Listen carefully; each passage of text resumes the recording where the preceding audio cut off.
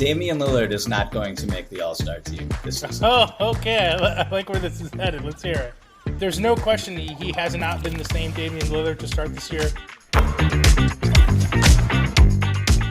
Welcome back to Swish or Brick. I'm Rohan Nakarni, joined by my SI colleague and the host of the Open Floor podcast, Michael Pina. Guys, the name of the game here is Takes. Mike and I are going to bounce one off of each other and then let each other know if it was a swish or a brick. All right, Mike, floor is yours. What do you got? Damian Lillard is not going to make the All-Star team this season. Oh, okay. I like where this is headed. Let's hear it. So everyone knows that Dame's been struggling. He's shooting 35% from the floor. He's not even shooting 25% from behind the three-point line. He's barely the second leading scorer on his own team. CJ McCollum is averaging 4 more points per game. Dame is averaging 1.1 more points than Norm Powell. Portland is 500. They have a very difficult November schedule that could just implode everything in the upcoming couple of weeks. And, you throw in Ja Morant, who is a lock to make the All-Star team. You throw in someone like Shai Gilgeous-Alexander, who is not on a winning team, but is having a much better season than Dame so far. And I know that we're in the early going, but even CJ McCollum, his own teammate, like if someone was going to be an All-Star from Portland, it should be CJ, who is the proverbial best player to never make the All-Star team. So if he was ever going to make it, this should be the year. I love Dame. I think he's excellent. He's top 75 player in the history of the sport. But this just hasn't been his season for whatever reason. Mike, I think this is a swish, and for a couple reasons. First, you mentioned Dame's struggles. There's no question he has not been the same Damian Lillard to start this year. You kind of have to almost wonder if there's some kind of lingering injury. We know he's had ab issues. He was struggling going back to the Olympics, actually. And beyond that, every year, what do we always say? There is a ton of competition at guard in the Western Conference. You even mentioned Mike Conley and Donovan Mitchell, two guys who are playing for one of the best teams in the West in the Utah Jazz. Obviously, Steph Curry is always going to be in consideration. That's a loaded position. And right now, I think it's safe to say he's behind most of those guys. So I like this, Mike. I think it's a swish. I think we both think Dame's going to turn it around, but if it's going to be, I don't know if it's going to be in time to get him that All-Star spot. Mike, I'm going to stay in the Western Conference. And I'm going to stay at the position of point guard, okay? We're talking about not all-stars. Here's one for you.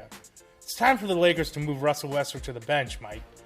The Lakers have just had a rough, almost comical start to the season. They blew another lead to the Oklahoma City Thunder over the weekend.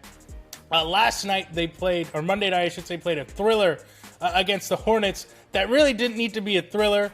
Of course, LeBron James is injured, so that's tainting a lot of the Lakers' statistics right now. But you saw that game. I think Rajon Rondo was something like a plus 20 when he got kicked out of the game with a flagrant 2. Then Russ checked back in and was a minus 20. The Lakers immediately then blew their lead and kicked the game into overtime. I don't know, Mike. I just don't see Russ. These are supposed to be the minutes he was thriving when LeBron is not on the floor and he can kind of take charge of the team and do his Russell Westbrook thing. I think you need to look at him in a role, maybe something along the lines of Jordan Clarkson or Tyler Hero, where he's playing most of his minutes against backups, and he can really, you can really let Russ be Russ.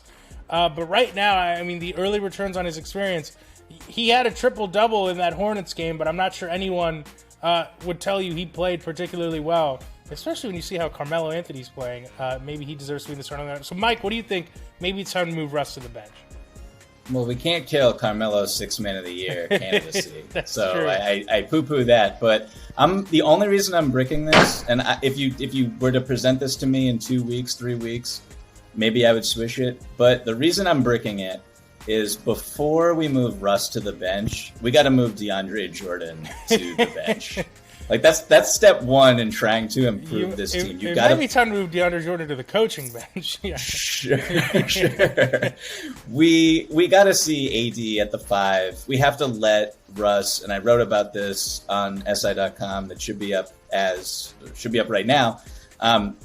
AD and Russ pick and rolls have to be a bigger feature in this offense. You can't run a Russ AD pick and roll with DeAndre Jordan's man clogging up the paint. So I want to see smaller, more modern lineups with Russ that accentuate his abilities, that make up for his shortcomings before I move him to the bench, because that would just be. I know, PR is not really what is the utmost importance right now, but that would just be like an optics disaster for the Los Angeles Lakers. I'm definitely excited to watch all those Russ AD pick and rolls. So perhaps the greatest player of all time, LeBron James, can just chill on the wing for 20 possessions a night.